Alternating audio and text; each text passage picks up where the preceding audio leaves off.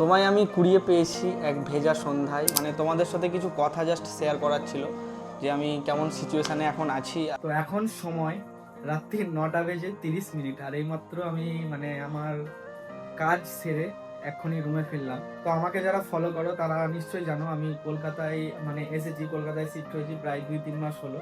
তো আমি কাজের জন্য সময় পাচ্ছি না, আর আমার একটা উপন্যাস প্রেমী চ্যানেল আছে, আমি সেখানেও সময় দিতে পারছিলাম। তো এই হচ্ছে আমার নতুন সংখ্যা। তো দেখতে পাচ্ছ এখানে আমরা একটা নতুন বাড়ি ভাড়া নিয়েছি। তো এখানে আমরা 4 বন্ধু মিলে আছি। তো এই বুঝতে পারছো এই হচ্ছে আমাদের ব্যাচেলার সংসার, ব্যাচেলার লাইফ। আর নতুন করে তোমাদের কি বলবো, মানে অনেকদিন ইউটিউবে আমি কন্টিনিউ মানে থাকতে পারিনি, অ্যাক্টিভ থাকতে পারিনি। তো অনেকে আমাকে কমেন্ট করছে দাদা ভিডিও আসছে না, কি হলো তোমার, তুমি কি ব্লগ ছেড়ে দিলে, ঠিক আছে, অনেক রকম কমেন্ট করছে। তো তাদের উদ্দেশ্যে আজকের এই ভিডিও বানানো। তো তোমাদের আমি কিছু কথা বলতে চাই। তো মেন সমস্যা হচ্ছে আমার কাজ নিয়ে, কারণ আমি ইউটিউব থেকে কিংবা সোশ্যাল মিডিয়া থেকে কোনো রকম আমি মানে ইনকাম সোর্স আমার নেই। তো আমাকে চলার জন্য আমাকে কাজ না করলে আমি সোশ্যাল মিডিয়ায় থাকতে পারবো না। তো চেষ্টা করছি আমি কামব্যাক করার, আবার নতুন করে শুরু করার। তো এখানে দেখতে পাচ্ছ আমার কাছে অনেক উপন্যাস বইও আছে। তো আমি এগুলোও ঠিকঠাক করে পড়ার সময় পাচ্ছি না।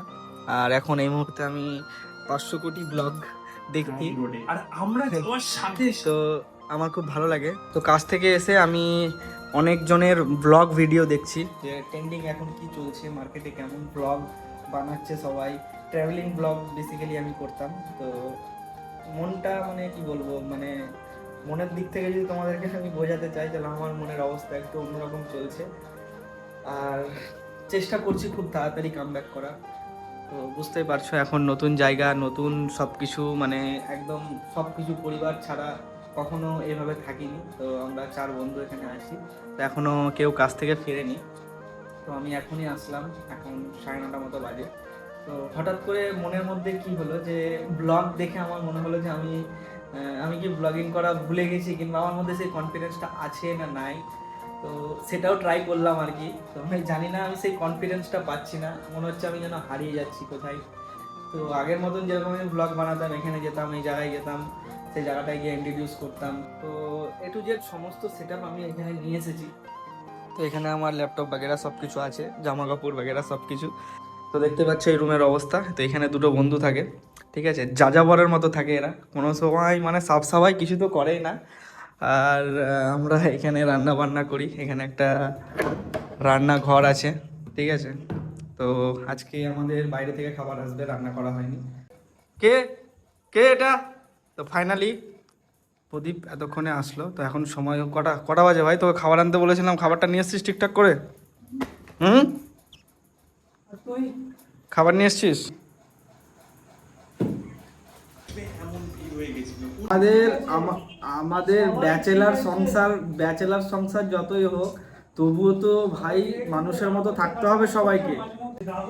তো একজন আসলো, প্রদীপ, এরপরে আরো 2টো গাধা আসবে, দেখা যাক ওরা কখন আসে। তো আর একটা আমাদের যাযাবর চলে এসেছে কাছ থেকে। কে খাবা তো লেট কেন আজকে তোর? ক্লায়েন্ট ছিল ভাই। তো এ হচ্ছে বিপ্লব, নতুন না অনেক পুরনো সাবস্ক্রাইবার। আমার অডিয়েন্স আমাকে অনেক কমেন্ট করছে যে আমি আসছি না কেন, কামব্যাক কেন করছি না, ওই জন্যই ভিডিওটা বেসিক্যালি। তো আমি এখানে থাকছি, কাদের সাথে আছি, কোথায় আছি, তো আমি সেটা সবাইকে জানালাম। তো এই হচ্ছে আমার আরেকটা বন্ধু বিপ্লব। আর একে তো সবাইকে চিনো, একে চেনোই বেশিরভাগ ল্যাদঘরকে, প্রদীপ, তাই তো? হ্যাঁ একদম।